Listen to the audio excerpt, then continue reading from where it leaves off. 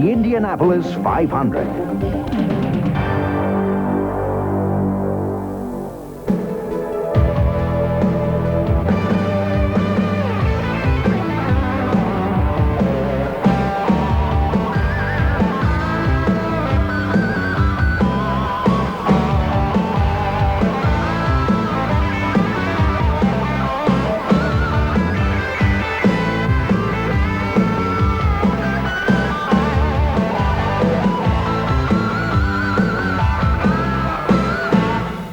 It's rightly known as the world's greatest race, and it's the biggest sporting event anywhere, with seating for more than 300,000 fans, plus an infield crowd of over 100,000. There's nothing like the Indy 500, and we're providing you with the best seat in the house for the whole race live.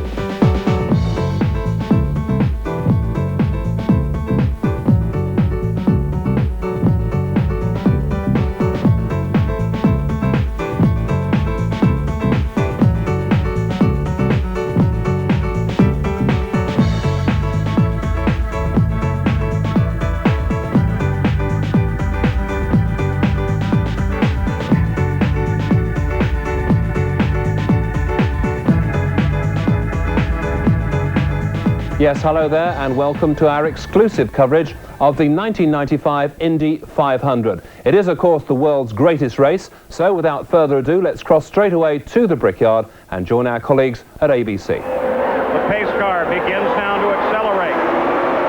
Scott Brayton, the pole sitter, leads the front row around. Good alignment on the front row. Pace car is off the track now. They're a bit straggled beyond the front row. Brayton begins to accelerate. There's the green flag. The 79th running of the Indy 500 is underway as Scott Goodyear sweeps across the outside and into the lead. Ari Lyondike ducks into second place. And we've got a car into the wall. Right off of the first turn, two cars tangled. One of them is Eddie Cheever. The other looked to be Stan Fox. And the front end of one car cut away. The rest of the field slows. All right, Paul, in turn two, we can see debris, the main bad thing. Debris, broken race cars, laying all over this race track. Clear down into turn two, all the way from turn one, clear down here. And Fox sitting right in front of us there. The biggest thing the guy's going to have to worry about when they come back around, cutting their tires and all the carbon fiber laying around. So we've seen three cars. Eddie Cheever is out of his, Stan Fox is his, and it looks like Lynn St. James, the third car. She is still in her car. A.J. Foyt down in the pit area, no longer in two-way communications with his driver, Eddie Cheever. But the yellow flag out right here on the start. And there is the Farron trying to drive a broken car back to the pit area. Paul, the track is blocked so bad down here, they're going to have to put the cars down on the pit apron to get them through in my area. Let's go to the pits, Gary. And a quick radio report from Paul Tracy. Paul, he said, Tracy told his crew he barely missed that accident as it happened. He said it's the luckiest thing that's happened to this team this season. Well, a first lap incident is one of the great fears. Here it is as the leader, Scott Goodyear, came off of two. Now watch, way up in the corner.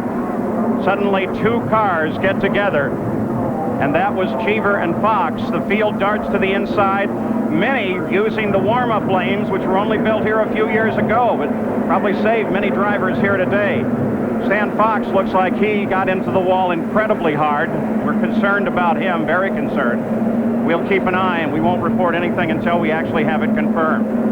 You can see as we look at this second replay how many tires and suspension pieces began to come off the cars right away and affect cars that really were not part of the original accident at all.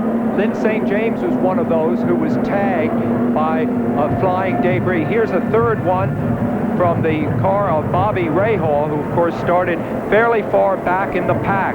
Watch to the right on the screen, and there's where the debris is already bouncing around. Remember, carbon fiber is dark gray in color. It's very hard to see against the track, particularly on a day like this, so it's easy to pick up a flat.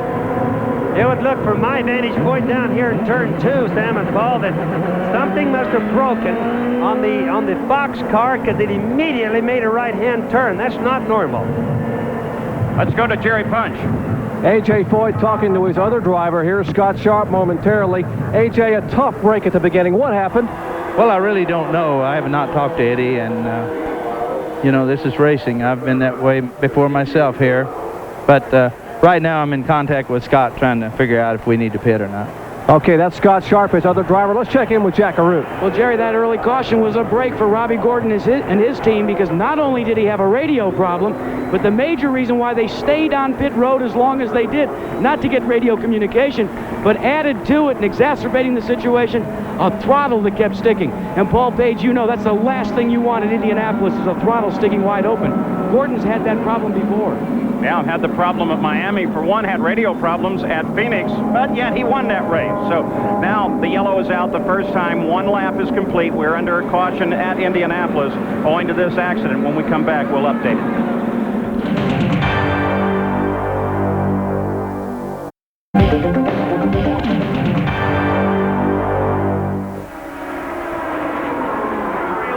Immediately starts a challenge on Goodyear. Michael Andretti is third. Scott Brayton is fourth, and Lyondike sweeps across the front. Look at the tremendous power of that Menard engine as he begins to pull away. Look at the smoke coming out of the Menard. We had smoke coming out of the right rear of the Menard as it came through that corner. Now, that could have been from the debris before, Paul, because I don't see any smoke down the back straightaway. Michael Andretti moving inside of Scott Goodyear. The fight is for second place. I asked Scott if he figured he'd have to go after the Menards, even though it's thought that the Menards might not finish the race. He said, yeah, I got to race them no matter what, so that's what we're seeing happen here. So in just one lap, Scott Goodyear drops back into third place. Michael Andretti comes forward, and Scott Brayton is now closing on Goodyear. There's Goodyear. I think Michael's deal on being able to get Goodyear with just vast experience. These things are like a flywheel. You really need about a lap to get these cars all wound up. Michael got to run at Goodyear. We're watching now as Scott Brayton begins to close on Scott Goodyear. There is Scott Goodyear, the left of your screen, the bright yellow and red car. There is Brayton. Brayton was the pole sitter, and they are now locked in a battle, despite the fact that Goodyear dominated the race right at the start. But boy, when they restarted it, Arie Luyendyk and Michael Andretti got around. This is the fourth time in 6 years that Arie Luyendyk has led the Indy 500. There he is with Michael Andretti closing in. Now let's also try to remember now that the weather has been a big factor here. Fernandez is in the pits right there. And I started to say the weather is a big factor. Right now the weather is a whole bunch better. I can see from my vantage point, but the drivers are pushing hard early on because if the race were to end after halfway, they must be as near the front as they can, possibly winning. Oh, Bobby, you want a range-shortened race here. What would be the strategy of all these teams with the potential of weather? Flat out for right now, Paul, believe me. All right, let's go to the pits. Dairy Punch. Actually, we're back in the garage area, and Eddie Cheever able to walk away. Eddie, what happened out there on the first lap? I was on the outside of Stan, and I was already starting to look at corner 2, and he just turned sharp right. It almost as if something either broke in his car or somebody pushed him. He turned sharp right. He hit me, and then he hit the wall, and he had a big impact, big impact. You've been in the care center. Any updates on anybody else? He's talked to any other drivers in there? We're all in different units there. You don't. I just saw the workers taking Stan out of the car, the track, and he had a big hit. Obviously, Eddie Cheever okay, but very upset about and worried about some of the fellow drivers. Paul? On board with Michael Andretti as he chases the leader just ahead, Arie Luyendyk, 12 laps into the record book. They turned the last one at just over 218 miles an hour. Michael Andretti thus far has had the fastest lap, his quickest at 218.6. Arie Luyendyk, in addition to his tremendous victory, of course, several years ago, also has the distinction of having gone past the 100-lap mark in every 500 he's ever run. Arie Luyendyk can baby a car, and if there's one that might need it, it's this Menard. So Arie Luyendyk out in front. An update from Jack Arute. Well, Paul, you know, Luyendyk has one of those stock block Menards that needs 55 inches of boost. According to Larry Curry, they are not getting a full 55 inches of boost at this time. They're a little bit afraid of trying to adjust because of the pop-off valve that could literally drop 15 to 50 horsepower off the engine. They are playing it very conservatively. Larry says even if we have to give up the lead, we're not going to try and run it. Right now, they're at about 52.4 in terms of boost. Well, as we watch him come through turn 2, Michael is not letting up on him. If he thinks he's got a problem, he's going to press it hard. Watch him on the track right there. Michael Andretti has led every one of the 5 IndyCar races that have been run so far this year. He hasn't won any of them, but you can see right now he's stalking the leader and just really where he wants to be, I would say, in the race. Ari Luyendyk leads it. There he is, the bright yellow and red 40 car. Michael Andretti is second. Scott Goodyear is sitting in third. Michael closed in for a second there. Looked like he may have had Ari. In fourth place is Scott Brayton. Jack Villeneuve is in fifth. Mauricio Gugelmin sixth. Paul Tracy seventh. Jimmy Vasser is in eighth. Scott Pruitt ninth. And Andre Ribeiro runs in 10th. At least on paper, Michael has a very reliable car. A Lola chassis, a Ford engine, not the hot Ford engine that they experimented with earlier in the season that had a little more horsepower, a more conservative unit that is very well proven. So he should have a car that can go the 500 miles. You got to remember now, these Menard Buick engines have been detuned in order to go 500 miles. This is not the qualifying trim that we saw these guys run in. Keep remembering this as the day goes on, but they all have also a racing gear and a cruise gear. One to make fuel mileage, one to make the engine go easier, and the other one to make them go fast. Right now, they can see the clouds. Look at the sky right there. They shouldn't be running their race gears. And already the leaders start to overhaul slower cars. This may be a chance for Michael. It is as they come past Stefan Johansson. Michael passes the leader. There's Herta just ahead of Ari Luyendyk, who's now back in second place. Michael, who has led more laps than almost the whole rest of the field put together, is now back in the lead of the Indy 500 and has led all 6 of the IndyCar races held this year. He planned that and used the traffic to get it done. That shows you real experience. 6th time that Michael has led. The battle now will develop for second place. Lynn St. James was one of those in that accident. Let's go to Jerry Punch. And Paul, fortunately, she's walked out of the hospital. Lynn, what happened out there? I'm not really sure. I mean, I saw that there was an incident up ahead, and I just tried to find a hole. I thought I had found one. I had to go high, but I got hit and then got into the wall, and so that I was on my own missile. But it seems strange because the incident was so far ahead that there should have been enough room for people to get through, but everybody was, I guess, still bunched up, so it's just very unfortunate. It's too short, you know, and these things really shouldn't happen, but unfortunately they did, and I can't bring much light to it. I'd like to see a replay myself just to quite get a better understanding. A tough month, and it all comes up too short for Lynn St. James. The leaders overhauling the back of the field now. Let's go back and take a look at Michael Andretti's great move that got him into the lead of the race. We'll look at it from on board his in-car. Now, there's been talk of throttle response problems with the Menards, and you see, Ari had to slow up there to Stefan Johansson, and Michael had it perfectly timed, and Ari couldn't get back up to speed and fast in time to block Michael. Same shot from Ari Luyendyk's car, and boy, he almost got pinched off there, but there you see the thoroughbred versus the production-based engine. That thoroughbred engine, the Ford Cosworth and Michael's car, will wind up a little faster when necessary. I think you may find the Menards have trouble in traffic. What they did right there is they used a double draft. When 2 cars get side by side, it's just like a vacuum cleaner, and that's how Michael got by those guys. So 19 laps are complete in the Indianapolis 500 with Michael Andretti taking the lead over Ari Luyendyk and Scott Goodyear. We'll return with more of the 500 after this message and a word from our ABC stations.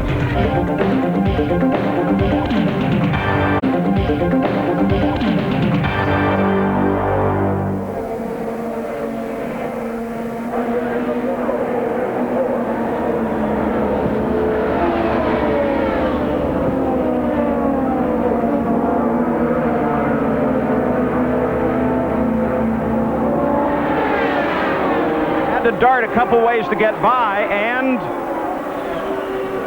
that was in his anger he knocked out the headrest. He didn't approve of Scott Sharp. So because that's on the straightaway, the yellow flag came out. Now this was Ari on his first stop. Listen very carefully to the engine.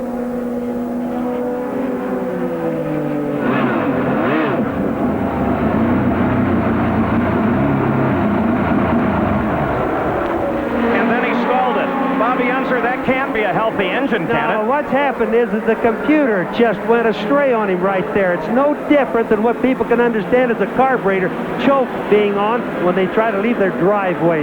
It was just dead rich, wouldn't keep running. He had the throttle down, but there's nothing he could do about it. Now, they have had some problems on those cars with the fuel pumps, too, Bobby Unser. And you got to remember, Paul, this could be giving them problems throughout the entire day. Plus, it makes the computer give the engine too much fuel. But at high RPM, may not be a problem.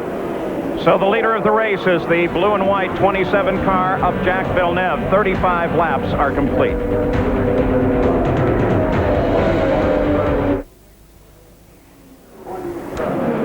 So while our colleagues in America take another commercial break, it's a chance for us to assess what's happening at the Brickyard. And in fact, we're hearing that Michael Andretti, Nick, wants more front wing at his pit stop. Does that make sense to you?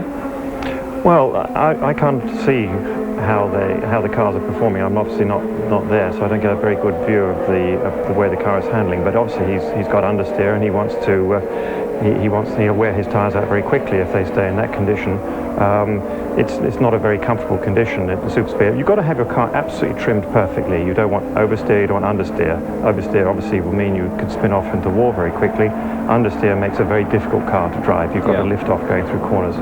So it's still very early days. So probably the real racing will start in the last 100 miles, so they can play around, afford to play around, especially as he's at the front of the grid. That we understand is the leader just coming into the pits, Jacques Villeneuve rather, going into the pits, and the race, of course, still progressing for the moment, at least under yellow. We were hearing there's more debris on the track, but we saw actually, did we not, the incident where the headrest was actually knocked out of the car. Which may well be the piece of debris. I mean, Harry Lyondike giving a familiar Dutch greeting to Scott Sharp as he passed him. He thought obviously he'd been blocking him, he should have got out of his way. To pick up on what Nick was saying though, Michael Andretti will be very conscious that the Goodyear tyres have been wearing out much more quickly than the Firestones. Firestones are better over a long run, and we've heard that they've run down to the cord on a few occasions. And that certainly was possibly one of the causes of Brian Herter's practice accident, was he was unable to feel that the tyres had worn down to such a degree that he was down to the cord. And Andretti will be very, very keen to nurse those tyres, because he's here for one reason, and for one reason only, and that is to win the Indianapolis 500. The Unsters aren't in the race, the Penske's aren't in the race. If you ever had a good chance to win the Indy 500, this is it. And after the sort of series of events that have happened to him there, this really is, as you say, his opportunity. He's been so close so many times. It's like when we did Daytona, we talked about Dale Earnhardt, the Daytona 500. He's led the race, he's been within reach of it, and then at the last minute it's all gone away from him. Michael Andretti was 11 laps away from winning in 1992. In 91 he was beaten at the very end by a brilliant Penske effort, Rick Mears, and a great bit of setup by Peter Gibbons, his race engineer, and great driving by Mears. But Andretti, it's just bad luck at the Brickyard. His father Mario, of course, only won the race once in '69, and many attempts. James, thank you for that for the moment. We understand that our colleagues are back with us the other side of the Atlantic, so now let's cross back to the Indy 500 at the Brickyard and our colleagues at ABC. We're back. We're still under caution, expecting green very shortly here. Under the caution, Jacques Villeneuve went into the pits. He was the leader of the race at the time. It was a very frustrating stop for him, though, filled with errors as the team tried to get him away.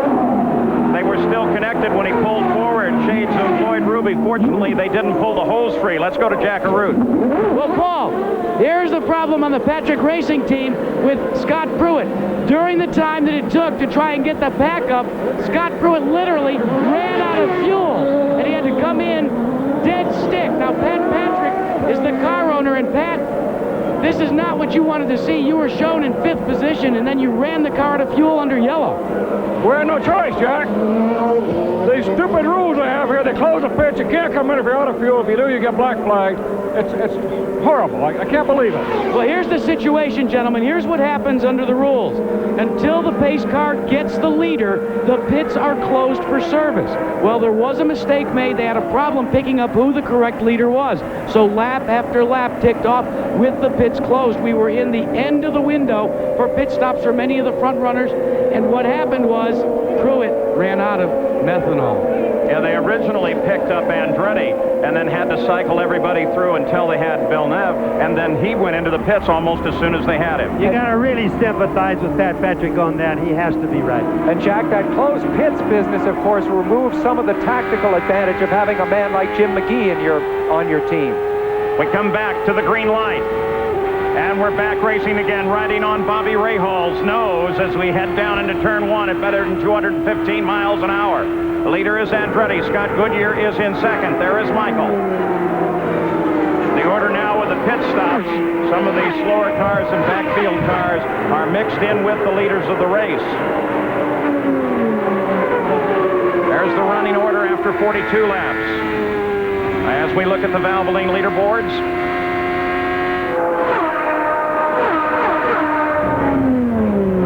also, let's keep in mind, Paul, that these guys have been watching weather. We're getting a lot of sunshine. They're changing their plans. When they see sunshine, the clouds breaking up, the team start going into 500-mile plan mode for their pit stops, etc., instead of a scared half-a-lap race. The car directly in front of Michael Andretti, the car in the lead of this group, is Teo Fabi. He's running 11th, in position to be going down a lap to the leader, Michael Andretti.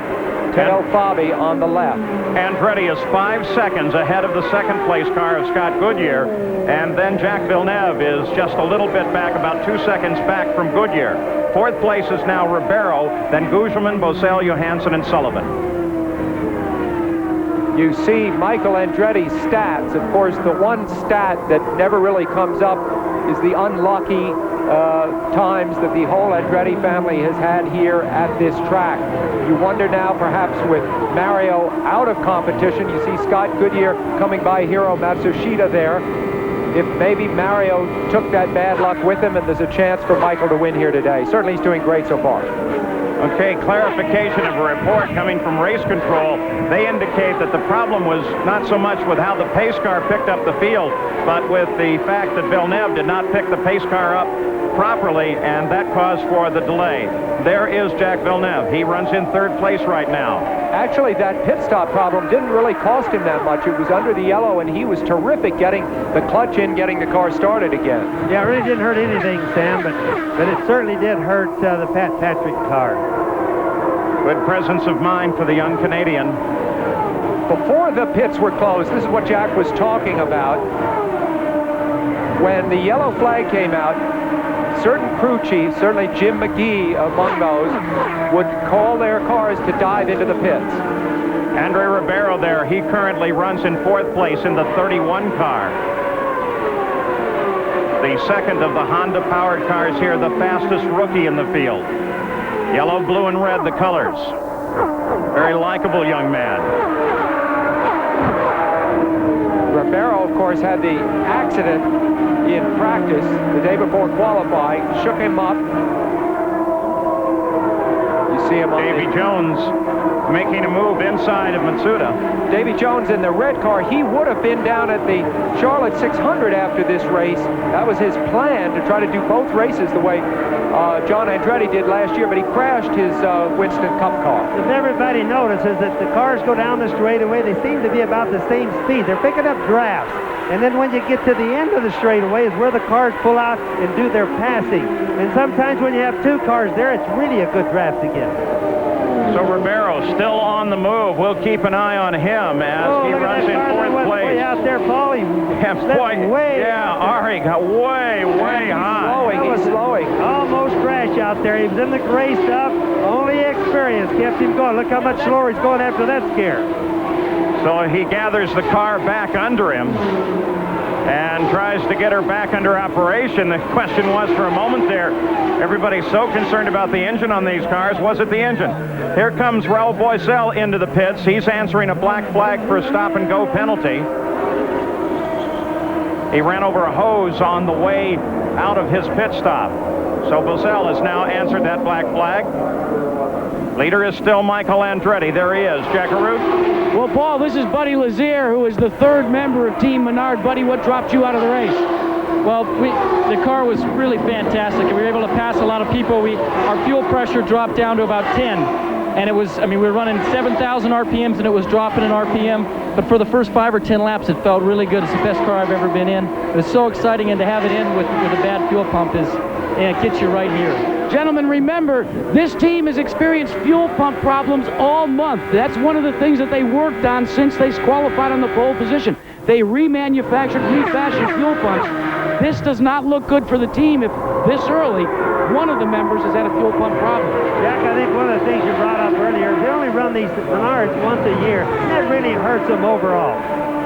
All right, now the word comes from the stewards of the race and race control while we watch Michael, the leader, and we look for Jacques Villeneuve, who runs in 3rd place in that blue and white number 27. Because he did not pick the pace car up properly, there he is. They're going to assess a 2-lap penalty. A 2-lap penalty on this car. They'll just take it off of his total and drop him down through the field. Well, that's got to be a disastrous thing. I'll guarantee you, Barry Green is going to really worry about this one. This is a serious penalty. So Andretti leads, Goodyear second. With that penalty, Ribeiro moves up into 3rd. Now here's a look at them trying to get Villeneuve about 10 minutes ago behind the pace car. Now that's Villeneuve on the outside of the pace car. He went by the pace car. Now he's coming back to it. So far, he hasn't broken any rules. And the move of not following those orders precisely cost him 2 laps in the race, and he has dropped well down in the field. In fact, out of the top 20. So Jacques Villeneuve with a tremendous penalty. They haven't assessed one like that in several years at Indianapolis. Now he runs in 24th position. The leader of the race is Michael Andretti. We'll return with more of the Indianapolis 500 after this message and a word from our ABC stations.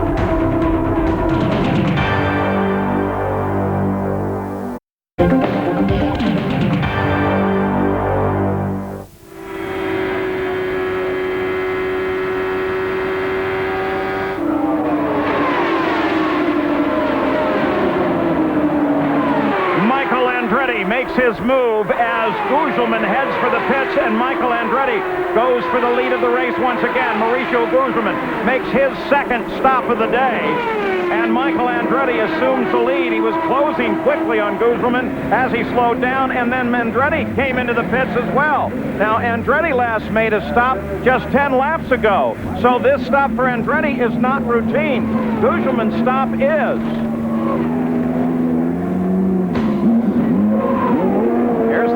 Stop. We're under the green. Michael, when Gugelmin slowed down, you saw him get out a little bit there, and he reported that he touched the wall, so he headed right down into the pits. That won't make Michael too happy. He's going to be screaming about that, seeing that Gugelmin caused him to do that. And I don't know which side is right on that one. Remember at Miami earlier in the year when Michael rode for several laps after contact with the wall and another car? Here's Michael in the pits still. They're really looking it over. Obviously. Jacques Villeneuve comes into the pits. Of course, he has not been a factor since that 2-lap penalty. He dropped down to 27th, now runs 19th as he came in on this stop. They're still working on Michael's car. He's obviously told them that it didn't feel good after he touched the wall. Of course, we don't know exactly how hard he hit the wall, but it meant something because Michael has a super good feel for things like that. Villeneuve back into the fight. The terrible Andretti luck.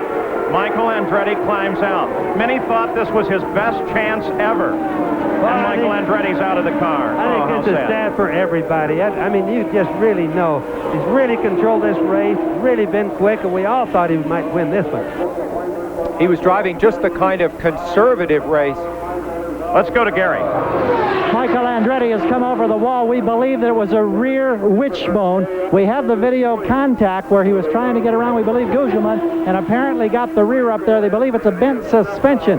As soon as he gets the helmet off, he's huddled with Tim Bumps, his crew chief, his engineer, Peter Gibbons, his wife, Sandy, is there, and we'll try to get a comment.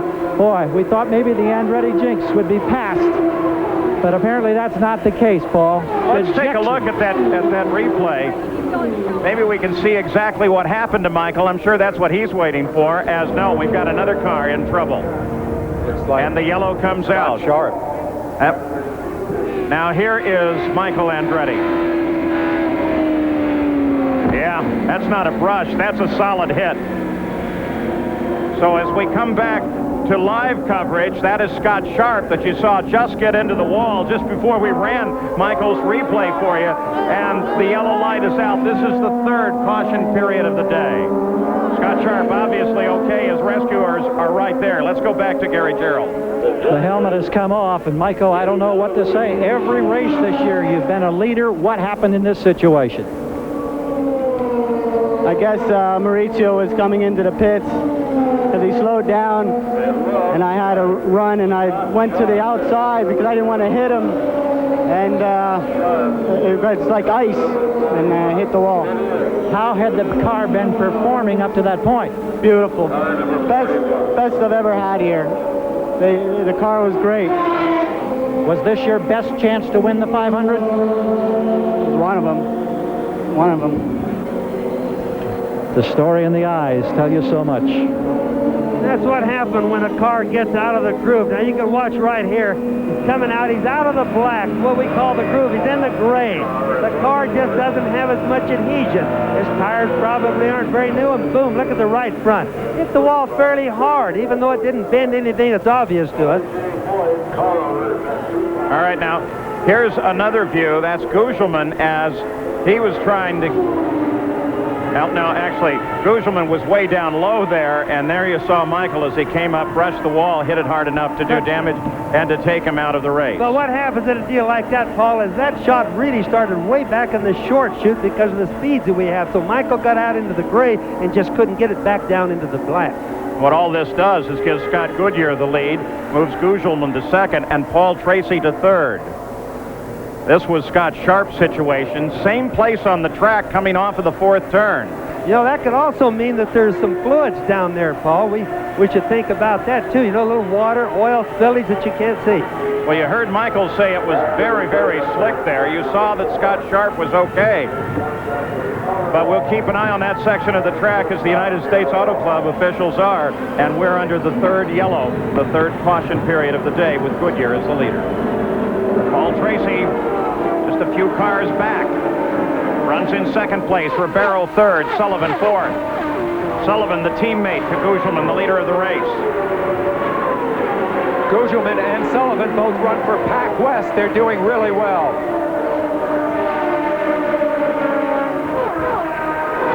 Black flag will be displayed to car 33. That's Teo Fabi, exceeding the pit speed limit. They'll bring him in for a stop-and-go penalty.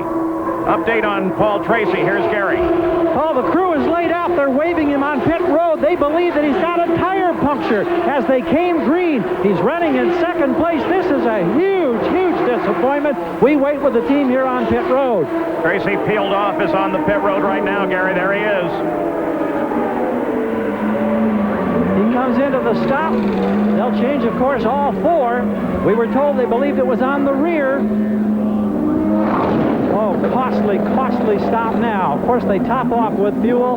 They're holding him. They're making a Wickerbill change on the rear wing. It's complete. He's gone.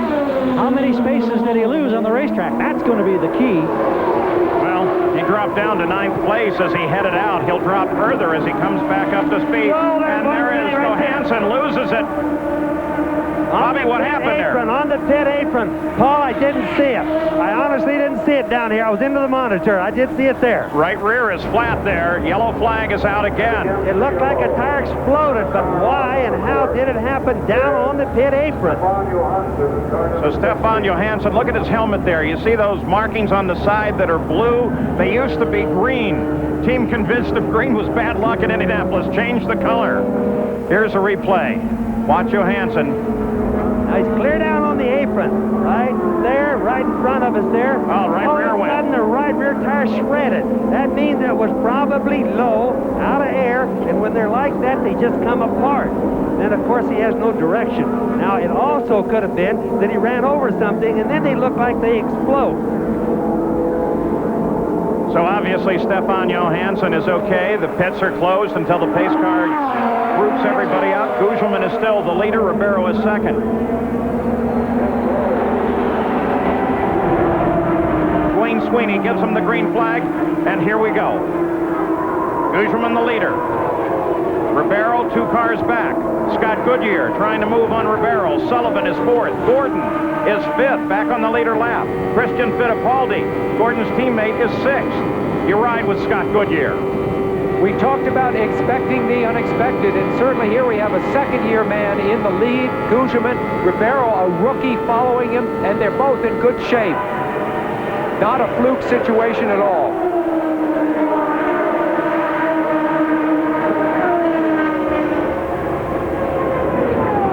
Goodyear tries to reel in Ribeiro. 105 laps to go. That means that in 6 laps, this will become an official race. That is, if the skies would open up, and that doesn't seem possible at the moment, but should the weather affect the run, once they've crossed the 101st lap, it is an official race, and a winner can be declared. Amazing, because the drivers went to bed last night amid thunderstorms and woke up with it still raining at about 5 o'clock this morning. And as you guys know, I can see all the way to Terre Haute, and I don't see any bad weather, so that's good news for all of us.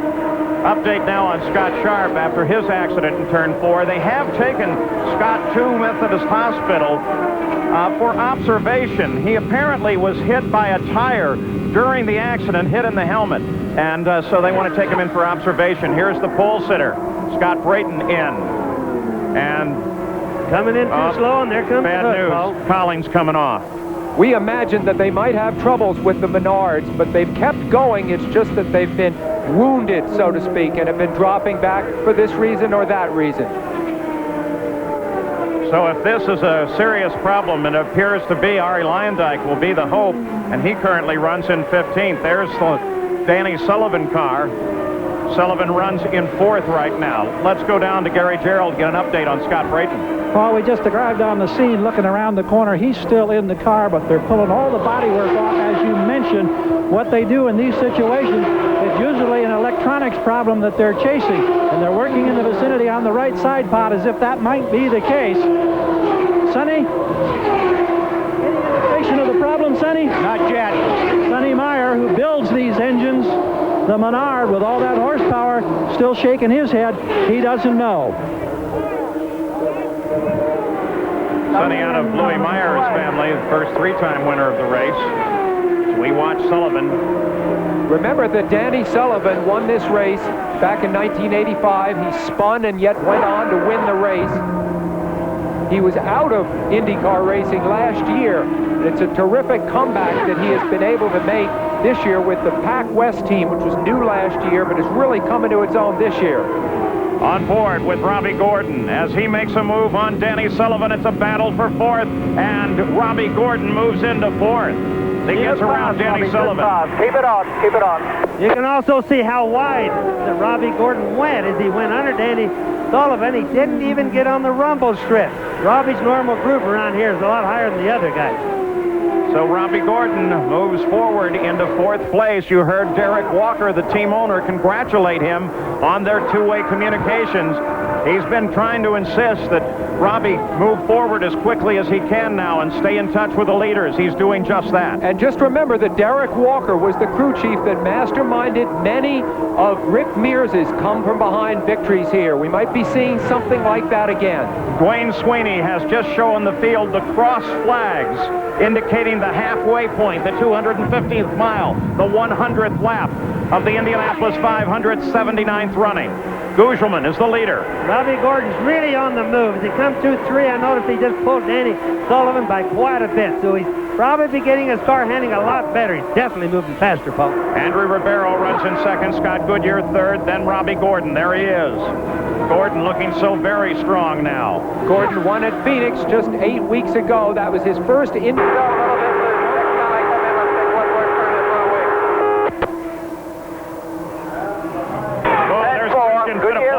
Goodyear's the guy you're chasing.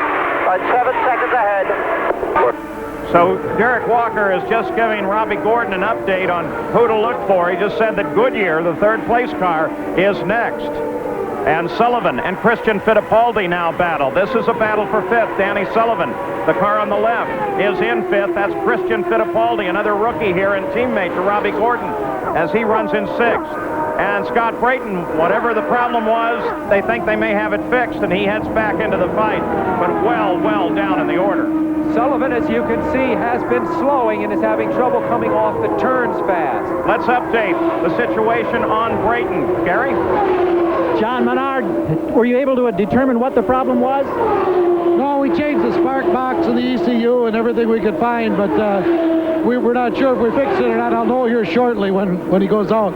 He also had indicated, Paul, that there was a possible valve spring that may have been broken. Well, it acted like either that or like the spark box or something like that was bad. So we changed everything we could. Of course, if it's a valve spring, there's nothing we can do about that. So, absolutely. Thank you, John. So we'll keep an eye on Brayton. His teammate Lyondike runs in 15th place.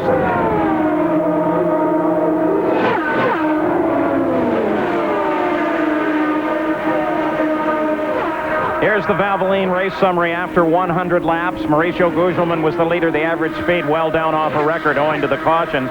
5 different leaders, 9 lead changes. We've had 4 cautions accounting for 30 laps, and 9 cars are already out of the race. Now, the stories that we talked about, first of all, the cars out. These all as a result of those at the first turn. Carlos Guerrero in St. James, Scott, the Farron, Eric Bachelard, Buddy Luzier. And these are the rest of the cars out, the most recent, of course, being Michael Andretti. What a sad tale that has become.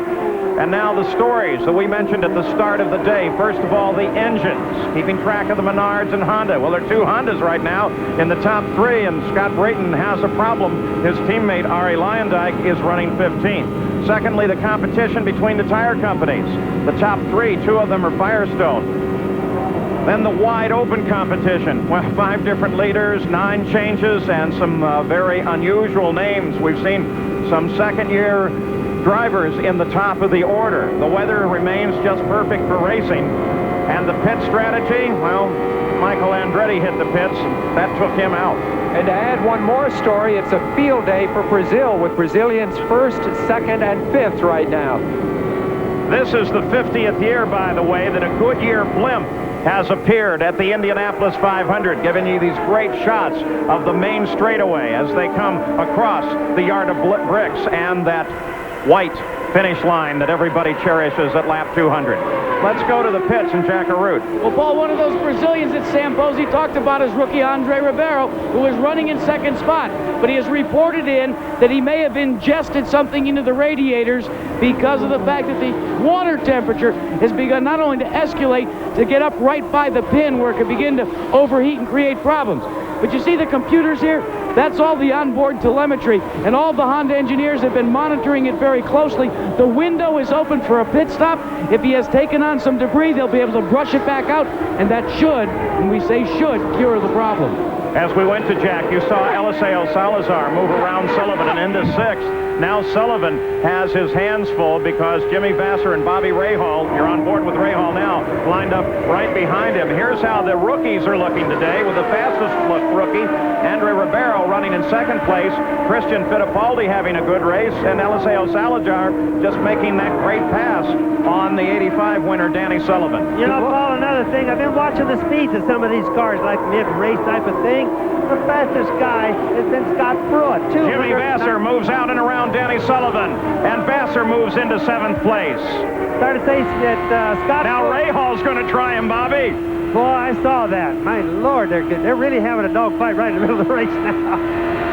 Anyway, Scott Pruitt's running 219 miles an hour. That's really fast. Then we have some other cars that are running like 216, like Villeneuve, really moving up. Rahal, as Guerrero came sliding in there. Not a move for position because Guerrero's actually sitting down a lap, but boy, he's trying to get his lap back as he came around Rahal and stuck his nose into the middle of the battle between Rahal and Sullivan. Guerrero, the white 21 car. It just shows you if you lift off the throttle even for a second, this is how much momentum you lose. And as we watch the cars going around the track right now, remember, about mid-race is when the track is as slippery as it gets. It gets real bad early, and then it gets better as the race goes on. Let's go to Jack. Well, Paul, Scott Pruitt is being shown in the 13th position. Here's the first pit strategy. Do you see the tires sitting on the wall? They're not going to change tires. It's a stop-and-go, fuel-only pit stop. They think this could get them further up in the field because race traffic is so difficult to circumvent. They tap the fuel man, they fill the tank up, and he's off and away. There's that. Scott Pruitt came in 14th, out in 16th. The idea is that, there's Eliseo Salazar. The idea is that those Firestone tires can really last through several pit stops. That's the hope, anyway. I just wanted to mention while we're watching Salazar in the pits here, people wonder why the track gets better later in the race. It's because of fluid. The leak out of the car all slowly gets soaked back in. So the track gets worse as the race starts, then after that it gets better. So Gugelmin is the leader of the race while most of the cars begin making their stops now.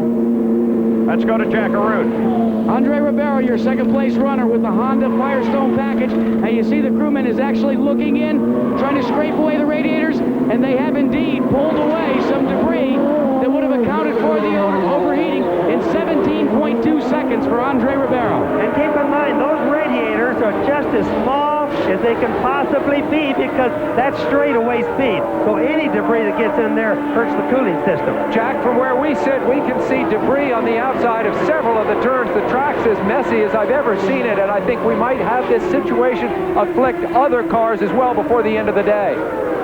Andre Ribeiro came in third, dropped down to 7th during his stop, showing you how critical those pit crews are with traveling speed at 220 miles an hour. The cars are every second going the length of a football field plus, well over 100 yards.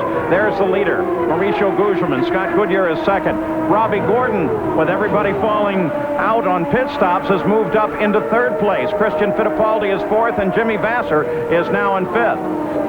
That's really been some good planning on Derek Walker's thing, getting Robbie Gordon all the way back up to third place. It's amazing. We almost rode him off not too long back. Well, and he's keeping his cars right together, Bobby. His cars are in third and in fourth. So expecting a stop by this car, the Pac West car of Mauricio Gugelmin. Danny Sullivan is his teammate. The 85 winner who runs in 15th right now. He's made his turn now onto the pit road. This on the 116th lap. Watching the speed limit. And now as Gugelmin comes to a stop in front of Jerry Punch. You heard Leo Mel say that all but 4 cars have switched to the backup tire. 2 of those 4 cars are the Pac West machines of Gugelmin and Sullivan. They are staying with the primary tire because of the tire wear on the right rear. Excellent fuel mileage. They have changed 4 tires. They finished the fueling. He is down and away.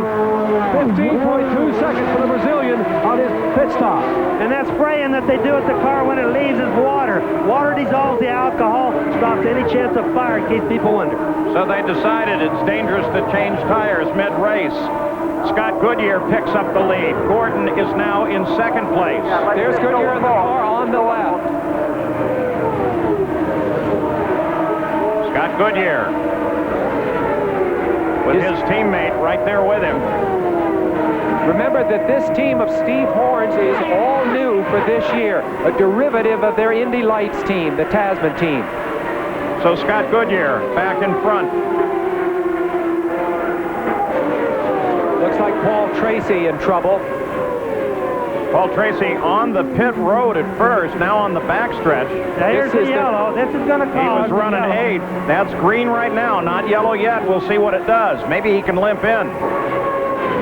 Here we ride with Gordon as he tracks Goodyear ahead of him. We'll just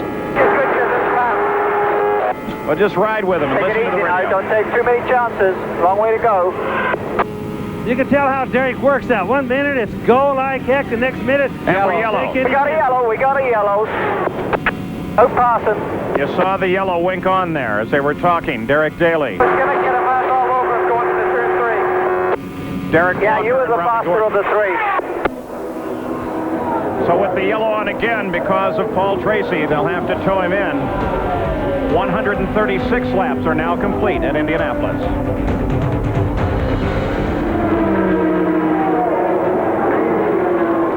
go again. Vassar in the lead. The 27 car of Villeneuve in second place. So Vassar is actually sitting third in the order. Villeneuve is another 4 cars back. There goes Vassar.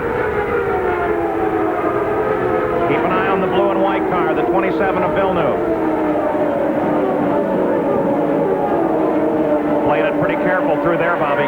Yes, and the 33 Tail Fabby is in the same lap, Paul, in front of these guys. Now, he's just going like heck because he's got, even though he's in the same lap, he's got all the way back around to make it as they went by. Got a look at Sam Pedri and Stefan Johansson there, 59 laps to go. There's Goodyear, third place. Robbie Gordon is fourth. Scott Goodyear, Steve Horn told me the other day, there he goes, ripping by. Look how fast he comes around the Menard car. Yeah. Unbelievable. I think the Menards are crippled at this point. Steve Horn said Scott Goodyear is the most patient driver he has ever worked with, and that, of course, includes Bobby Rahal, is a very patient man, and I think that's what you need at this point in the race. You don't need to catapult yourself back into the lead. You just need to think your way through it. There's a lot of racing left. Everybody overhauling the pole sitter, Scott Brayton, as he continues to struggle. There's Scott Goodyear. He runs now in his pursuit. That's Scott Pruitt, lined up just behind him. Right, going by Johansson right there.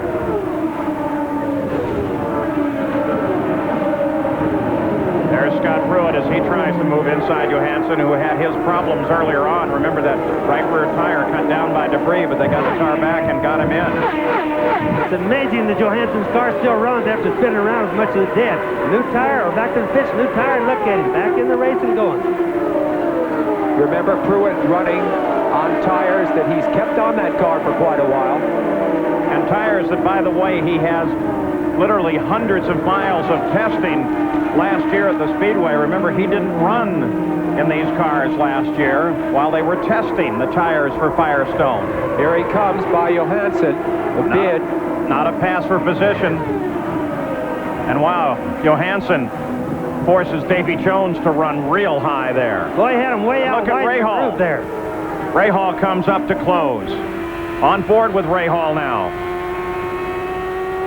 And just as they came through here, through all that, Paul, it got really gusty. That's one of the things that the Thunderheads without rain are doing to the guys. Rahal battling with Gugelman. Robbie Gordon's in it as well.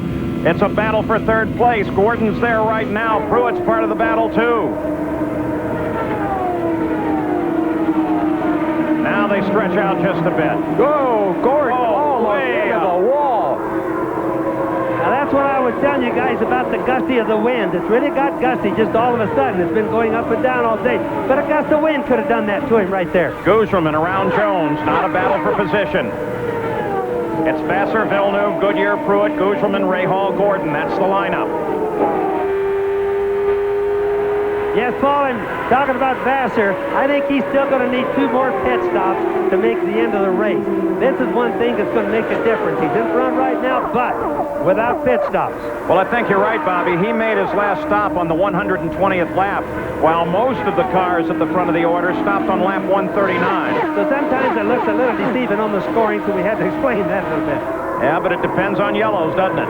It certainly does. In fact, we're trying to figure out the pit strategy, but we're also thinking some of them need a yellow, some of them really don't want one right now. Ari Landijk is in there running behind Gordon as Rahal still tries to get around Davy Jones. Rahal desperate now to get by Jones because he's got Gordon right on his tail. A very good battle for position. And he's beginning to lose track of Gugelman, is now pulled 10 seconds ahead of Rahal. On board with Gordon. This is where you need nerves of steel. A guy coming up behind you, a slower car ahead of you that you need to get by, but you can't get yourself forced into pushing too hard and making a mistake. Rahal waved at Robbie Gordon, waved him past, and Gordon comes around Rahal. Gordon still very much on the charge. Let's go for the program here. Let's go. That surprises me. Why would Rahal have waved Gordon by in a battle for position? He could have made his life much, much harder, quite sportingly. I mean, that was funny. Made no sense down here either, Sam. Yeah, could there be trouble aboard Rahall's car? You know, he couldn't get by Davy Jones, Bobby. What do you think? He's been looking good down here. I don't see any problems. He goes by my space in turn 2. He has been running a low line off the corners. We'll keep an eye on Bobby Rahal. As the leaders come off of the 4th turn, Vassar is still the leader. Villeneuve is 2nd. Goodyear is 3rd.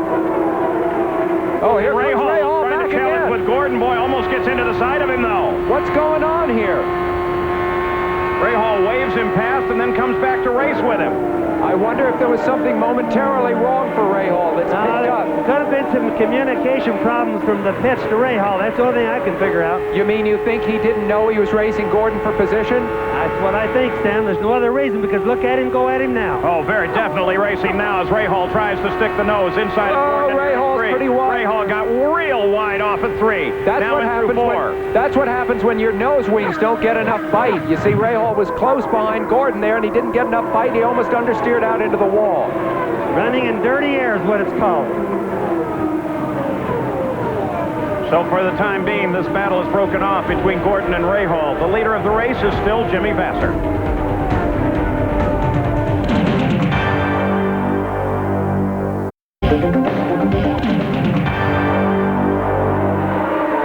Jimmy Vassar expected in for a pit stop shortly now. He's out of sequence with the rest of the leaders. Average speed at 158 miles an hour coming up.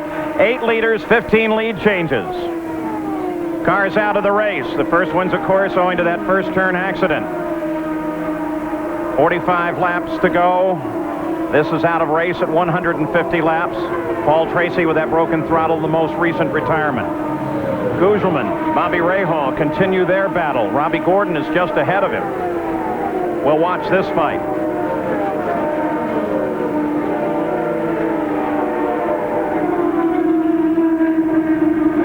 Dale Fabi heads for the pits, as does the leader of the race, Jimmy Vassar. So Vassar turns down onto pit road on the 155th lap. And the new leader is Jack Villeneuve. See the debris on the front wing there? Jerry Punch is right there. Should be a routine pit stop for Jimmy Vassar now. He pitted last on lap 120, so they made it 35 or make it 36 laps. He will have to pit once more. They hold him in for fuel, and now the car slowly moves away. 17.2 seconds for the leader, Jimmy Vassar. Yeah, another thing is any time that a wing has paper wrapped around it like you saw his, that portion of the wing is no longer a very good aerodynamic device, or it doesn't push the car into the ground anymore. So Jack Villeneuve picks up the lead of the race once again. Let's go down to Jack Arute. Well, Paul, here's the way it's unfolding for the cars that are running presently first and second, Jacques Villeneuve and Scott Pruitt. Villeneuve, according to Team Green, is real close, but they are going to try and make it on one final stop.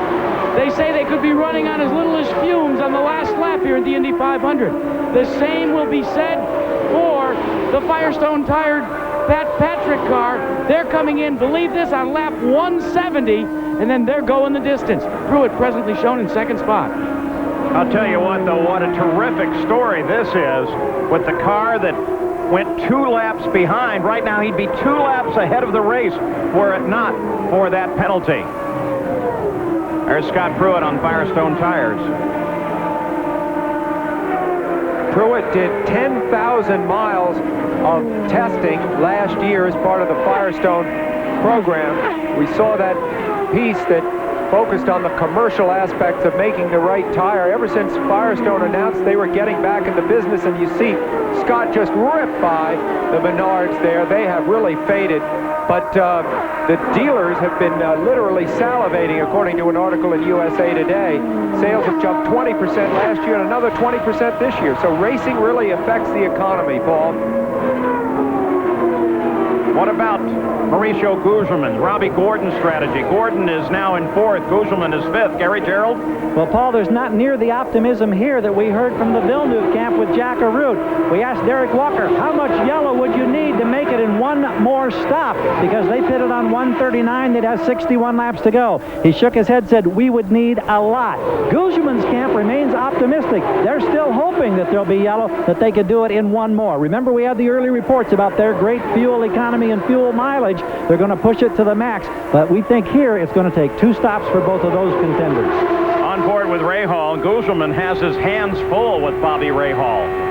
Rahal lined up just behind him, has been trying him almost every corner. Remember Rahal's great drive last year, Paul, where he came up from the back of the grid to 3rd. We're seeing something very like that, a combination of patience, fox-like skills. You can watch right there as Rahal came out of that turn. He got way wide.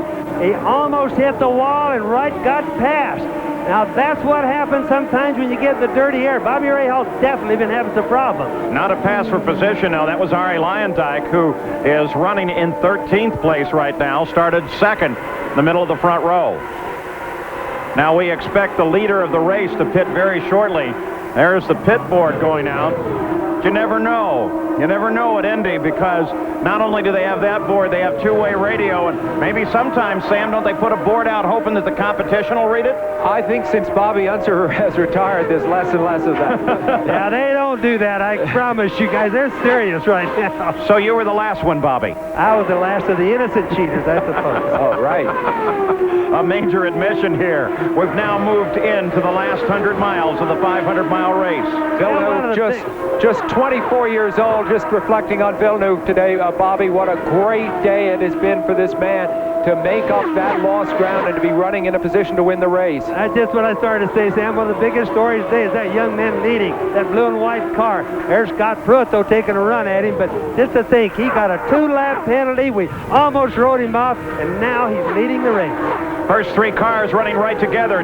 Pit stops are due just any old time now for these cars at the front of the order, especially for Jack, as he leads Scott Pruitt down the backstretch.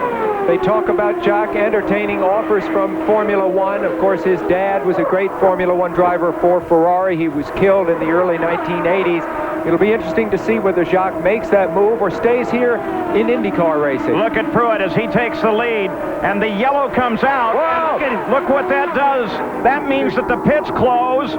We've got Davy Jones into the wall. It means that as he was going for the pits, Pruitt was able to pick up the lead from Villeneuve. Then Villeneuve saw the pits were closed and veered back out onto the racetrack. Will he have enough fuel? But a good call. Will he have enough fuel, though, now? Let's go to Jack Arute. Sam, you're exactly right. We saw it happen one time before with Scott Pruitt. Their concern on Team Green is they wanted to run this one as far as they could. They cannot afford to have the pits closed for more than 1 lap because they have to come in and take on methanol as soon as possible. Unbelievable. There you see them ready to refuel the car and unable to do so with the pits closed. So they wait at Team Green, hoping that they will get this field gathered up quickly and Jack can get into the pits. Remember, that was his problem before, but they don't have him gathered up. The pits are still closed. You see the sign, no pit. Now, he is at reduced speed. That's going to help him a little bit. That helps him, and if this works out, of course, that projects him that much closer to the end of the race. Another thing you guys want to keep in mind, these fuel tanks, the pickups on them are made to pick up the fuel when they have centrifugal force going around the track. Sometimes when you're running slow, they quit picking up fuel. Let's hope they don't get the air now. All right, here's the view down from the blimp. That's Villeneuve in the front of the order here. Now watch. He started down into the pits. When he slowed down, Pruitt took over the lead. Then he saw the yellow and stayed out on the track. Boy, was that quick thinking. Boy, quick thinking. I think the officials are going to have to do some rethink on some of these pit stop no's. Now here is a situation with Davey, who just got high coming off at 2, right in front of the VIP suites. And up against the wall. He appears to be okay as a result. Here's another view of it. He had, Davy Jones did a very decent race going for himself. You've seen him able to hold off Bobby Rahal. You see him now above the groove there in the center of your screen. He's in deep trouble already, I would think, wouldn't you, Bobby? Yes, no chance. Once you get that far into the gray, where you pass the apex on the corner, near the exit, that's it. All right, so the pits are now open, and we expect Jacques Villeneuve to head down into the pits. There he is. I can see him in there. He's about the 3rd car in line. Well, what you have is all 3 of the leaders heading into the pits. Pruitt, Goodyear, Villeneuve. You have a situation where all the leaders come in. Keep in mind, gentlemen, the Team Green 2 years in a row have put Jacques Villeneuve and their team atop the pit stop competition here. Then earlier this year, Team Green, with Jacques Villeneuve at the wheel, Jack came home victorious after a brilliant set of pit stops, put him back out in the lead in Miami. So this team knows what it takes in terms of pit stops and pit stop strategy to make themselves a winning contender. They clean off the debris, they hold him as long as they possibly can, taking on as much fuel as possible. And the engine stalls, they try to refire it as Adrian Fernandez tries to come into his pit. And Goodyear gets out ahead. A traffic jam there right at the pit as Villeneuve tries to get away under this caution. There he is, finally rolling out. Part of the strategy, trying to milk the yellow just as long as they can. Second place, Mauricio Gugelmin came in as well. There he is. So both of these cars still under the yellow. Gugelmin rolls away first. Now Robbie Gordon rolls away, but not quick enough. We'll get him. You heard Derek Walker say, don't worry about it, we'll get him. Now let's go back to the pit stops at the start of this yellow. As Scott Pruitt, the 20 car, Villeneuve up the top of the screen. The red and white one right there. So keep an eye. Scott Pruitt's team, Patrick Racing, nice job. Rolled him away and gave him the lead of the race.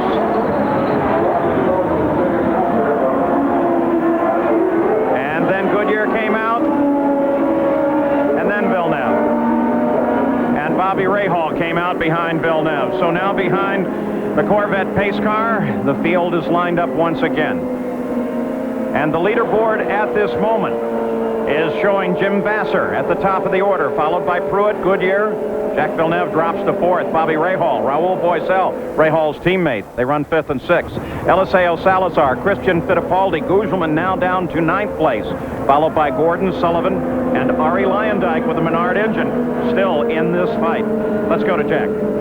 Well, probably one of the greatest stories so far, and we've been on top of it, is Scott Pruitt going without a tire change. Al Spire from Firestone Tire and Rubber Company.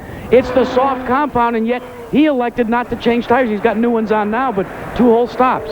Oh, yeah, 2 whole stops. You know, he went a lap down earlier in the race because the pits were closed. He ran out of fuel by going almost a double stint on the tires because of the exceptional wear we've got. Even on the soft compound, it's got him back on the lead wrap, right up in the lead, and we've got our fingers crossed. How could you assess your performance so far coming back to Indy? Oh, it is just tremendous. We could never have expected to be here late in the race. 2 cars up in the top 3, tires performing flawlessly, wear rate way above what we expected, and running right with the leaders. It is just fantastic. You know, guys, should they win, you'll have to get him a Valium patch to keep him on the ground. We should be going green next time around, and that man, Jimmy Vasser, in the number 12 SDP car, will be the leader of the race. He'll be followed by Scott Pruitt, and then Scott Goodyear, and then Jack Villeneuve in 4th, Bobby Rahal 5th, Raul Boisel in 6th, Eliseo Salazar in 7th. Vasser finished 4th here last year, but he, like several other drivers in this race, are having the best race that they have ever had. We're seeing great drives by a number of drivers who have not really been headliners in IndyCar racing. Now let's also keep in mind that the pit stops, they could probably make it one more, but it's got to be a flat-out race all the way to the end, and that means, will the guys run in their cruise gear? Will they turn the boost all the way up to maximum? That uses more fuel, so we have to kind of follow along and watch their concepts. Just 32 laps to go. Now's the time when the crew will turn them totally loose and say, race it on your own. As Jimmy Vasser picks up the pace, Matsuda heads into the pits as they come back to green. Vasser passes him. Pruitt moves to the inside. That's Goodyear sliding in just behind them. Pruitt can't get it done. Drops 2 wheels below the line onto the rumble strip. Battle for the lead at Indianapolis.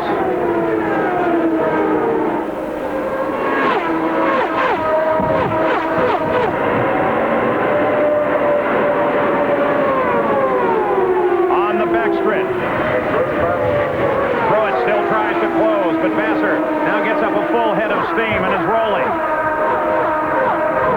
Jimmy Vasser fought off Pruitt terrifically there. What style, Paul. He just knifed back across, had none of Pruitt's effort to pass him. Then it looked to me like that guy right down in the apex of that corner.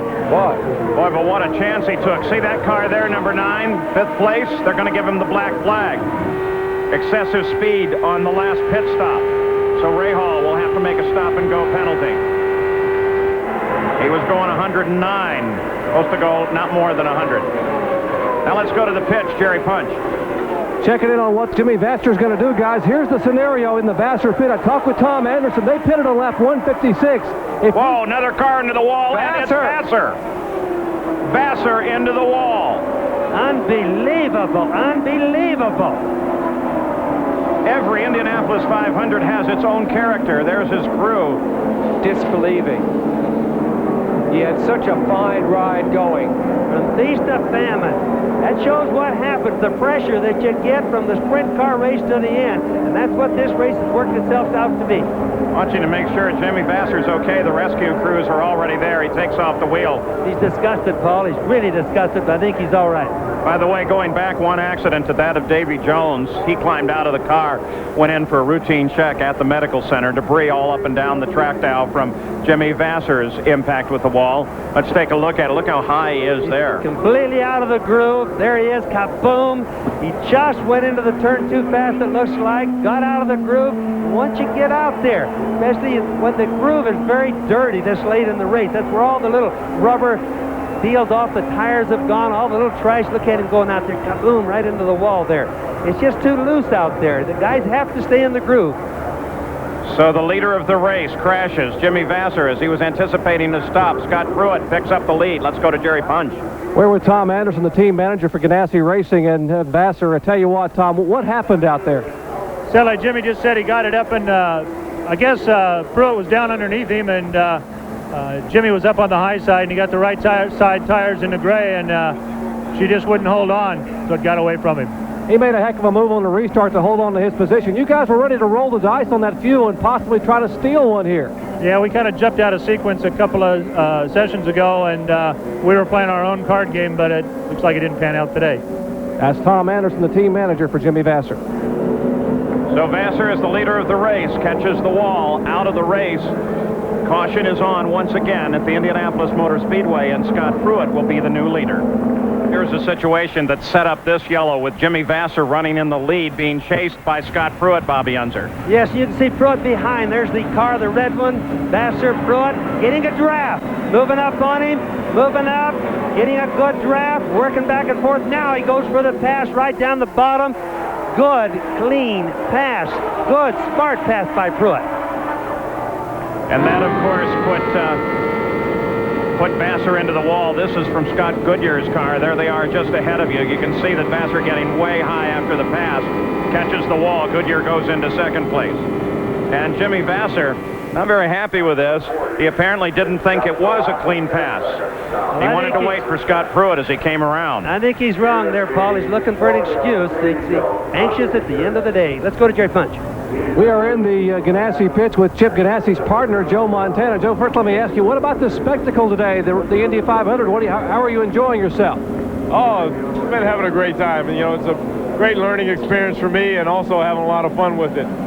Chip and with Target and everyone, it's just been great, Jennifer and I, and we were having a blast. Can't wait for the next one. Now, you almost had a shot at victory lane that Vassar could hang on, but that incident a moment ago, he was not a happy camper when he climbed out of that car. Yeah, he didn't look very happy. We couldn't really tell what happened here, but we got one of the guys on the way back to the hospital. He looks like he's okay. I hope that he is. We still got a car running with Brian, so we still got our hopes in there.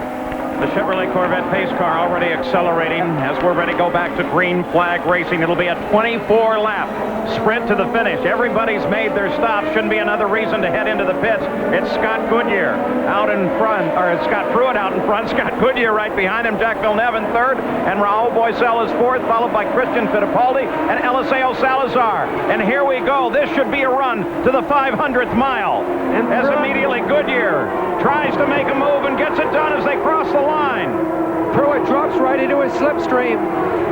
He absolutely drafted him. I saw it coming. He laid for him. Scott Pruitt was slow on the gas. What a better thing. You can bet Pat Patrick is going straight in the air right now. Goodyear has the more experience, especially in 500 milers of the two. Of course, he's won 2 500-milers. Pruitt's best finish here, a 10. So Scott Goodyear, the Honda power, moves into the front. Both men have crew chiefs urging them on that have won the race. Jim McGee, representing Scott Pruitt, has won it 3 times. Steve Horn for Scott Goodyear has won it once, back for Rahal in 1986. Everybody has to understand these cars don't accelerate the full speed equally, so any run that you can get another car at a start is going to give you like a 10-mile-an-hour gain at the end of the straightaway. I think that's one of the key differences, too, Bobby. You're looking at 2 different engine packages here that accelerate at different rates. That may have also helped Scott Goodyear. Remember, that Honda turns more RPM than the Ford does. The Honda is leading right now. The Ford is running a second. Both cars are Firestone, but the Honda turns more RPM, which means it gets more wheel torque than the other one does. From time to time, you get a feeling for all the debris that's on the course. Something like that could pop into the front of one of these coolers, one of the radiators on the car, and that could let an engine go. Look how dirty it is up there off of turn 1. But you can bet you that Scott Pruitt is thinking of everything he can do. He doesn't have much time left. The difference between winning and second place is everything.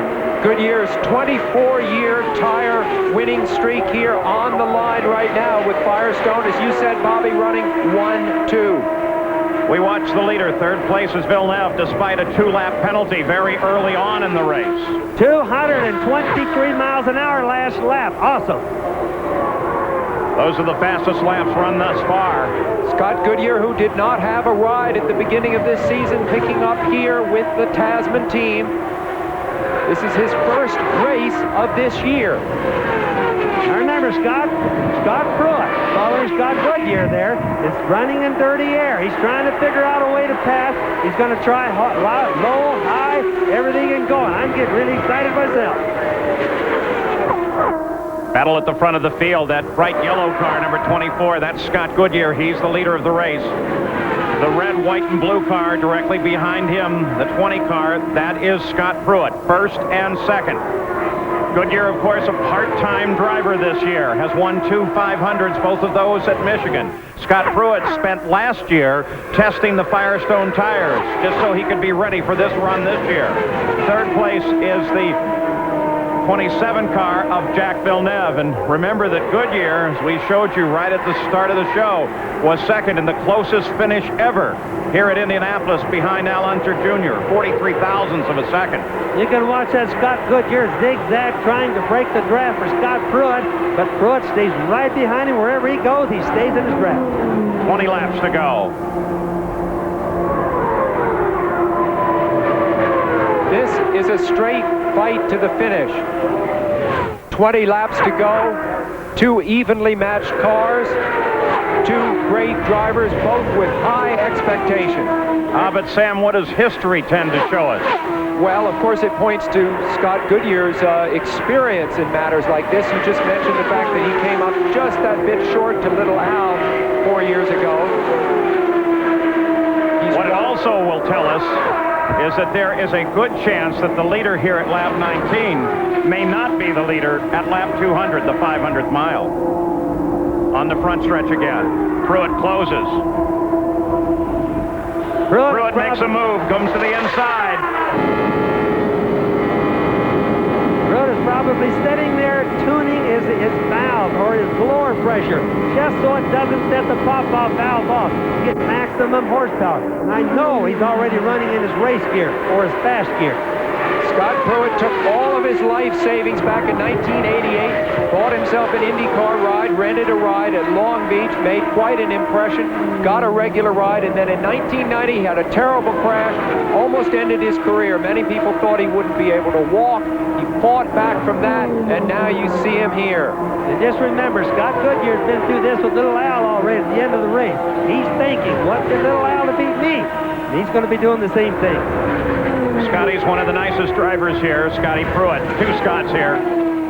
Pruitt, during the Gulf War, we went out on the carrier, the Theodore Roosevelt, and he really appreciated the time to go out there. You just noticed in the news this week that carrier has been sent back to the Adriatic. They're big race fans, though I know that they're maybe doing the ship in circles, grabbing the satellite just to watch this, and they've got to be cheering on for Pruitt. Tell you how good Pruitt is. While he was testing the Firestone tires last year, that was his season, he did some Trans Am racing and became the Trans Am champion, sort of in his spare time. Very gusty out here in turn 2 right now. Really gusty. There's traffic just ahead now. So traffic is going to enter into the equation here very shortly. 16 laps to go. Pruitt grabs the wall. Got a little high. Back to the inside. I told you the gusting was really bad. You just can't help it. The wind just all of a sudden came up, and I'm sure that's what got Scott Pruitt. Villeneuve moves to second place as Pruitt catches the wall, and the yellow light comes on again with 16 laps to go. Pat Patrick, he's had winners here. It won't happen today, but he was so close. The gusting out here, Paul, must have gotten up to 30, 35 miles an hour just before that happened. Windsock over here on the front straightaway is standing straight out on top of the scoring pylon right now. Bobby, he was having to really drive the wheels off that car to stay with Scott Goodyear, wouldn't you say? We knew that it was going to be what we call a trophy dash right to the end. I can't knock what Scott Pruitt did or tried. He tried the best he could. I really think he got caught by a real heavy gust of wind. So Scott Pruitt, with 16 laps to go, catches the wall. Let's watch for him. Oh, he just came through there, and you can just see almost hit the whole wall sideways, or hit the car sideways, right almost even. The rear end was out just a little bit. It's just a gust of wind, I'm sure. He tried everything he could to catch it. Once he got the wall, he was totally out of control, cut the gearbox off the back of the car as well as the rear suspension, and did some damage to the fence there. Here's one more view of it, Sam. He slides out at the back. Watch the tail of his car get a little wide here. He tries to fight the car to steer into the slide. It's too late. He runs out of track. Almost verbatim what happened to Emerson Fittipaldi last year. Almost the same thing, the same way. Except in turn 2 for Scott Pruitt. And there he is as he catches the wall and slides on along it. Let's go to Jack Arute. Well, Pat Patrick, this is not the way you wanted your Indianapolis 500 to end, but did Scott say what happened? He's racing with Scott Goodyear and lost it and hit the wall. Scott is fine. How about you? What are the emotions for you? It's been a roller coaster today. Well, it's been a good race. We got in trouble with USAC officiating and got us, behind a lot. We made that up on our pit strategy, and Scott drove a great race. I just hope something broke on the car. Let's check in with Jerry Punch. Actually, it's on the other end. Gary Gerald here, Jack, and Steve Horn. We were asking him about his concerns. He's talking with one of the USAC officials. Steve, now, how do you play this, going the distance, and what concerns? You mentioned the car's been running a little hot. It's probably been running 5 degrees hotter than we'd like, but I think it's okay.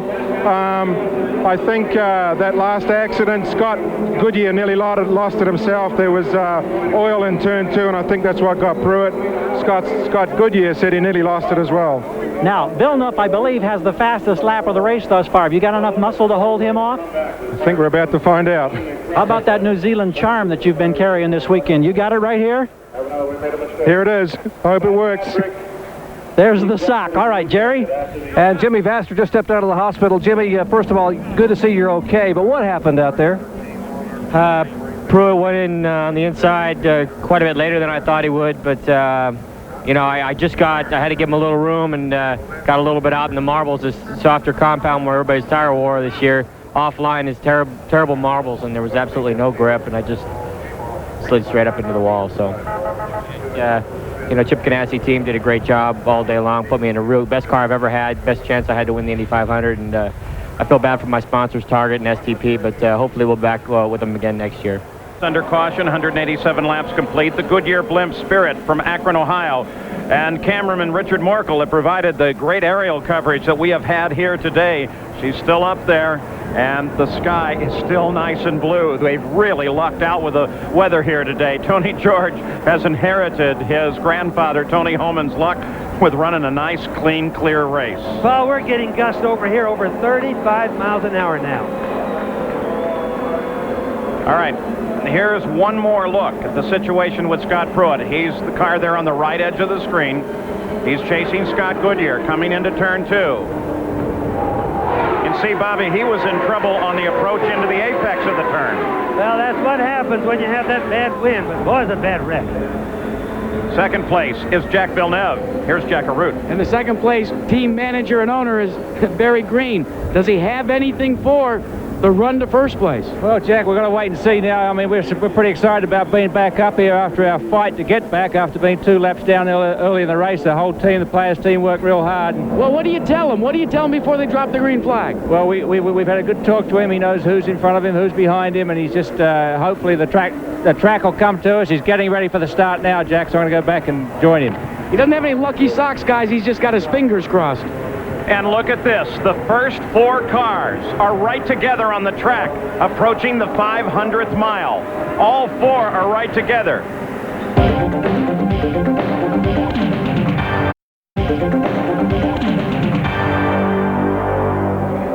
All right, now, here's the situation. We have everybody that matters in this race, the first 4, right in contact with one another. There they are. Scott Goodyear in front. It'll be 10 laps to go.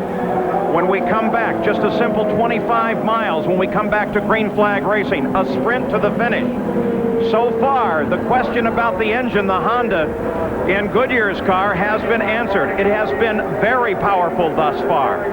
Competition between the tire companies, again, those questions being answered with Goodyear on Firestones here in front. And talking about wide open competition, it's been unbelievable here today. Scott Goodyear may be on his way to a win at the Indianapolis 500. We should go green after this. Paul, when you asked me to handicap the 2 drivers before, Scott Goodyear, Scott Pruitt, we talked about their relative experience. And in fact, it was the least experience of the 2 that had trouble. Once again, to compare them in experience, it's Scott Goodyear with 6 years of racing here, Jacques Villeneuve in his 2nd. So a veteran, a sophomore, and 2 rookies. There's Leslie, Scott's wife, as she watches on. They live now here on the north side of Indianapolis. He is Canadian. If he can win, be the first Canadian to do so. But remember, Villeneuve is also Canadian. And Salazar, then Fittipaldi. He blew the pace car right off. No, that can't be right. Can't do that. Pace car was too slow, Paul. He needed to get a run. But they gave him the green flag anyway. Dwayne Sweeney is waving the green flag. Goodyear got a run on the pace car. I think it was only a normal deal. The pace car just wouldn't accelerate. He just went too slow. Jack Villeneuve was not anticipating that. And as a result, Goodyear got a good run on him. Now that's Arie Luyendyk that's moving in there. He is not part of this battle. Luyendyk runs in 8th place, a lap down. But now he pokes his nose into the fight. That was a savage setback for Villeneuve. Scott Goodyear going into turn 3 had to get moving. He couldn't wait any longer. Otherwise, the same thing would have happened to him that happened to Scott Pruitt before. And Rahal got around Salazar on that restart as well. And that puts Rahal up into the fight. The green car in the center of the screen is Eliseo Salazar, who's running in 3rd. Now that's Christian. No, that's Christian Fittipaldi. My apologies. Rahal right behind him.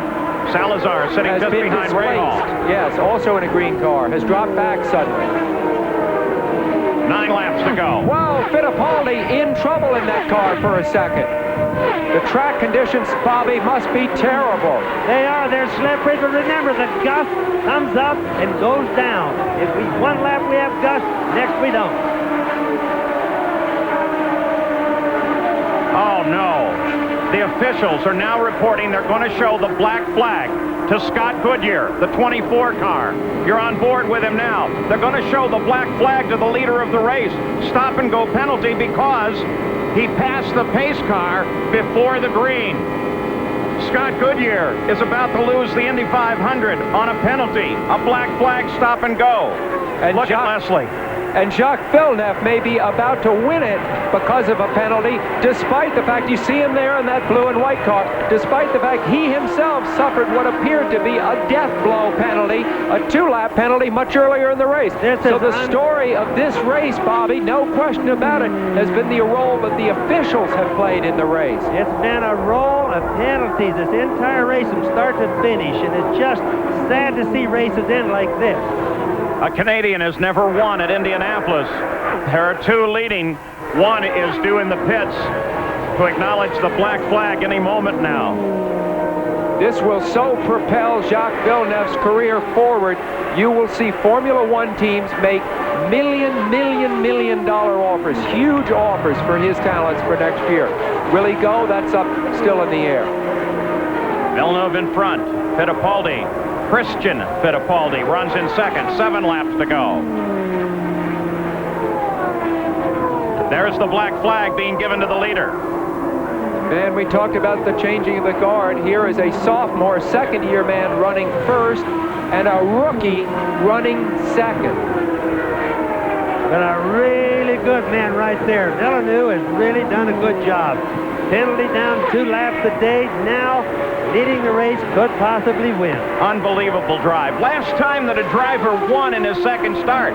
Should Villeneuve do it? It was Rick Mears, 1979. Is that a prediction of what this driver may be? Scott Goodyear is ignoring the black flag now. He has not yet turned in. Christian Fittipaldi, he runs second. A rookie. Ray Hall is third. He's probably having a hard time believing it. If I were him, I would too. It's such a sad thing. But it can only add to the penalty if he doesn't answer it, doesn't Bobby? He can't really stay out there hoping that they'll change their minds. Oh, you're certainly right there, Paul. According to them, he did break the rules. It's just sad to see something like that. Pace car should never be figured in to a race win. Jacques Villeneuve running at 207.4 miles an hour on the last lap. 5 to go. Car 27, the number his father carried in Formula One. That's Arie Luyendyk staying right there with him. Luyendyk is a lap behind the lead, running in 8th. Villeneuve knows that he's not in the contest with Luyendyk, so he's not going to pay that much attention to it.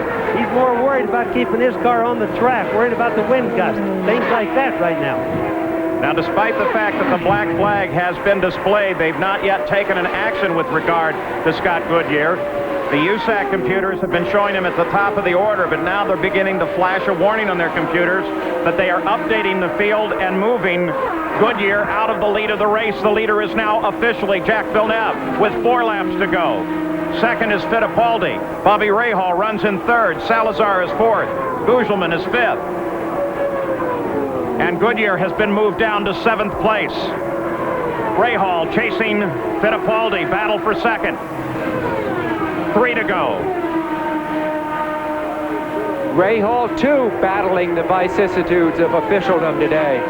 Coming back from that stop and go, which he was luckily able to make under the yellow, now battling for second. Fittipaldi on the left in that car, which if you look straight down on it from the top, looks like a Brazilian flag. If you look straight down on that green and blue and yellow car.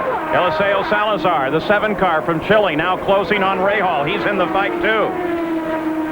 Also got to keep in mind, these guys have tires that are not quite as sharp. They've run these cars right now just as hard as they can be run. So adhesion to the track is a little bit scary sometimes. There's Salazar in that yellow and green car going by. An experienced road racer, Eliseo Salazar, coming out of IMSA, driving for Dick Simon here. A very, very fine performance for him today. 40 years old, a very veteran driver, but a rookie here at Indianapolis. No one has ever come from 2 laps down to win the Indy 500. The youngest winner thus far in the history of the race was Troy Ruttman. Now, Jacques Villeneuve will be looking at a white flag and one final lap, a final 2.5 miles. An unbelievable run. The story will be told that Jacques Villeneuve went 2 laps down on a penalty and fought his way back to the front of the field, across the South Chute for the final time in front of Bobby Unser. Going by us, and he's looking really good, Paul. No problem. Arie Luyendyk staying right there, wants to get in that winner's picture. Jacques Villeneuve on the backstretch. The magnitude of his achievement. Listen to the roar of the crowd. Back from 2 laps down. Only his second year. One more turn. The first Canadian on his way to winning the Indianapolis 500. Jacques Villeneuve on the home stretch. And the 79th Indy 500 has been won by Jacques Villeneuve as Arie Luyendyk streams by on the outside. The young Canadian has taken the win. There's second place, Christian Fittipaldi. Third place is Bobby Rahal. Eliseo Salazar finishes in 4th. Robbie Gordon comes across the line in 5th place. And look at the despair of Leslie Goodyear. The jump on the pace car cost Goodyear the 500. Let's go to Gary. Barry Green, tell me the emotion of coming from 2 laps down to win the Indy 500. What a fight. What a driver. I mean, geez. Have you ever seen anything like this in your long career? We just won the first 505-mile race, huh? I got to get down to victory circle. What was the thought when the black flag came out for Scott Goodyear? You know, a bit of bad communication maybe on our part. We should have made him aware he's in P1, but we're going to get down there and enjoy it. Thanks, guys. Savor it. Barry Green's on the run to victory lane. Jack will be there momentarily. Christine Horn consoles Leslie Goodyear. Christine is the wife of the team owner, Steve Horn. So close, and yet so far away.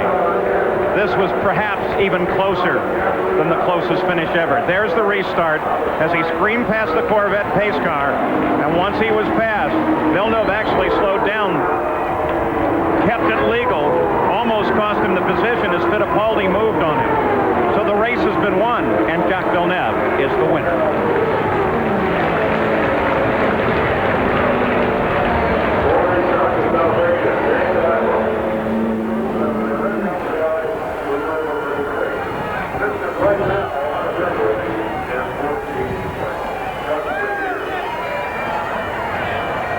So the 79th running of the Indy 500 is complete. A Canadian wins for the first time.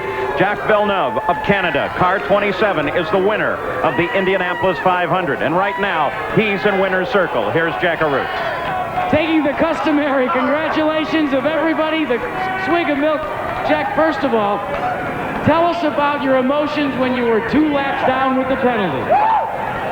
I was really, really unhappy, and I think I was swearing a little bit, actually, but no, I didn't know I was in the lead when the yellow fell, and all I was trying to do was get back to the pack, and everybody was flying back the pace car, and I didn't see it trying to stop me. So, you know, at that point, I thought, that's it. We can get a few points, but then the car was really, really good, and the team did a terrific job. Let's talk about the team, because the teamwork on the pit crews and the pit stops, it was just incredible. They got you back in the hunt. Yeah, the team did an unbelievable job. I stalled it in 2 pits and in 2 pit stops, and the first pit stop, I started to go before the refueling was done, and they just did an unbelievable job. And we talked with Barry and Tony during the run, and we worked on the car a little bit, and the car was really, really strong for the second half of the race. And then the final restart. Yeah, the final restart was, I stayed close to Scott Goodyear, and I knew my players Reynard would be strong for the last few laps. But then when we got close to the pace car, I hit the brakes, because you can't get by the pace car before it gets in the pit, and I knew he was going to get black flag. So let's talk about, too, your feelings having won the Indianapolis 500. Has it sunk in yet? Oh, it's great. The first part of the race, I didn't think we could make it with the 2 laps down. And I tell you, I'm lucky to be with a great team, and everybody just worked hard. It's the best team out there, and I'm lucky to be with them. Will we see you back to defend your Indianapolis 500 title in 1996? I don't know yet, but it sure would be a lot of fun. Let's go back to the tower. All right, so Jacques Villeneuve takes the win. Let's go further down the pits. Gary Gerald. Scott Goodyear has climbed out of the car, and Scott, I don't know how you put into words the emotions you must be experiencing right now. I'm sure you feel like you've won this race. Well, it's quite disappointing to come down pit lane and get flagged on past victory circle. Actually, that was a bit of a surprise. I think everybody throughout the world knows that who won this race, but this pace car scenario, I mean, I got caught on it the first time, and Pruitt almost hit it. The guy's definitely slowing down in turn 4, and by the time you get a rolling go and coming through 4, I'm not sure if they're slowing down or what they're doing, but by the time I was going past him, I saw the green light, so that's all I can tell you. I know you haven't had much time to reflect on this disappointment. How does it compare to that close second-place finish to Al Unser Jr. a couple of years back? Well, that was disappointing, and we were racing to the end, but this probably just is underneath me right now, because I don't agree with what's going on here right now. We'll just have to wait and see. Did you see the green light? Did you have any feel for your relationship to the pace car when it went green? When I was going past the pace car, the next light I looked up upon was green, and that's all I need to go by. And then, was there any Did you acknowledge the black flag at all? Was there any consideration when you were talking with Steve Horn? Nope, none from my side whatsoever. And I was staying out because in my eyes it was perfect. And if I came in and we found out that I didn't make a mistake, then what are you going to do? You don't get it back. Steve, is there any way that you will try to pursue this? Will there be a protest filed? We have to look at the video. I think the key part of this is USAC have already reversed one decision today. Jacques Villeneuve did actually get a 2-lap penalty for passing the pace car already and has had that reversed. So I think USAC, we have to go to USAC and look at the videos. It's very clear what happened and who won this race. So we just have to get the decision reversed. Now you say that Villeneuve had it reversed. We thought it, and our picture seemed to indicate he made up those laps on the racetrack. You don't see it that way? No, he had a 2-lap penalty and the decision was reversed by USAC to our understanding. Well, race control is saying that they did not reverse that decision. We'll let you take that up with them. Thank you, gentlemen, for your time. So, a controversial end to a fascinating race, and what a win for Jacques Villeneuve in only his second race at Indianapolis, making up for last year, winning the Indy 500. That's all for now, but of course there is more top-class motorsport coming your way here on Sky Sports. In the middle of June, we have the Le Mans 24-hour race. We have the race start at 3 o'clock in Sports Saturday, and then, of course, the finish on the Sunday afternoon. And talking of Sunday, we've got the World Superbikes Championship. That comes from San Marino, and that is on that same Sunday as the Le Mans finish. That's it from us. We hope you at home have enjoyed the program. Until the next time, from all of us here, we'll say bye-bye.